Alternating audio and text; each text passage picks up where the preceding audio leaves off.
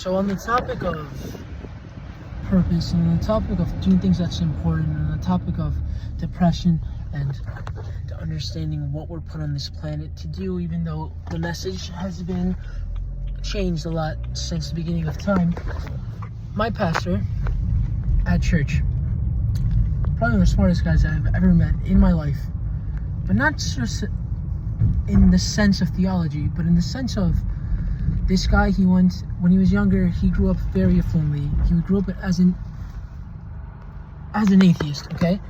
And he went to school in Switzerland. He went to boarding school in Switzerland. His entire family came from very skilled aviators. He learned French when he was 6, whatever. He went to school in Switzerland, a very prestigious school, one of the most prestigious on the planet, one of the most prestigious boarding schools on the planet. He learned a lot there.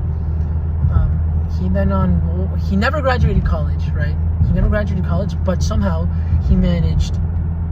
Well, he went to the Air Force for free, so he's a commercial pilot. He's licensed to be a commercial pilot. He doesn't fly anymore, but he went on to create patents for technology, for trading, that made millions upon even close to billions for many people.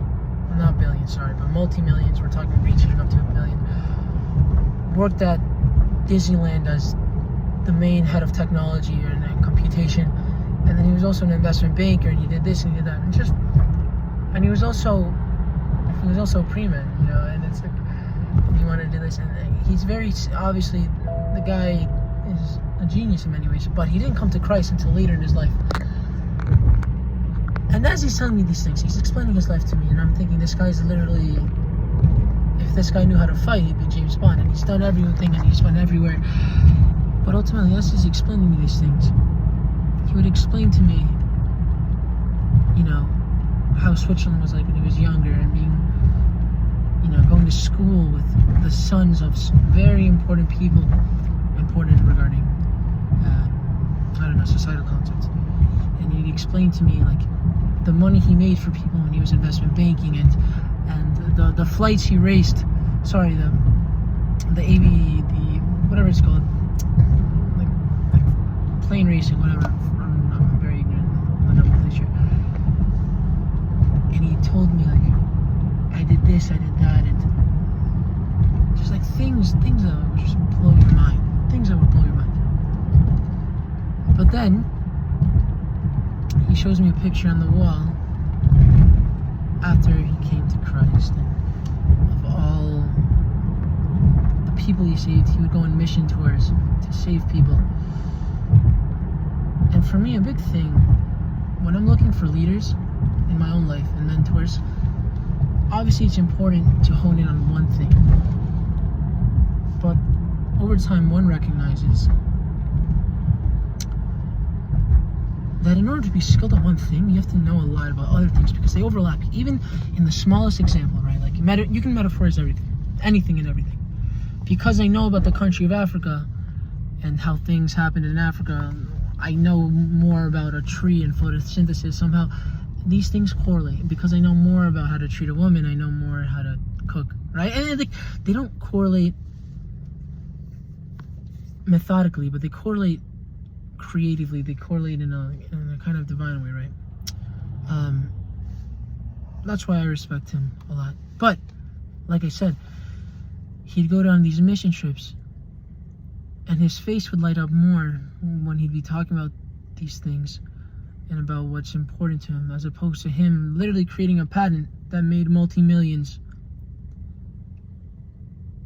for people.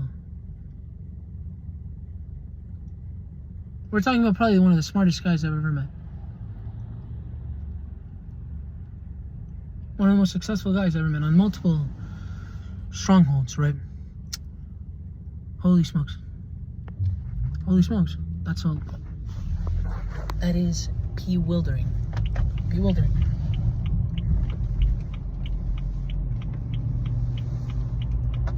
Well, what I do remember is when his final few closings were, and the way he explained he's coming to Christ. A few things he experienced were because of Jesus, he says. He then asks me, okay, do you think I completely believe that the flood happened or this happened or something else happened? I would say no, even I have trouble understanding that. He said, if all these things happened to me that I deem as true, and everything that the Bible has said has been deemed as true, then everything else has to be true as well, regardless if I can't believe it or not. Okay. And that's a very hard thing to wrap around. As humans, he was explaining to us too. Unless we feel, see, touch, hear these things, we're prone to not believing in them.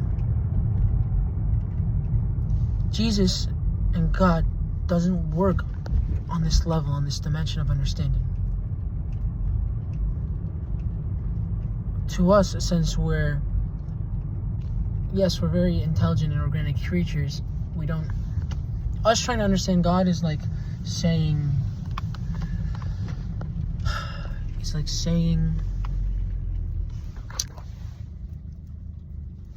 that a grain of sand could make up the whole Sahara Desert.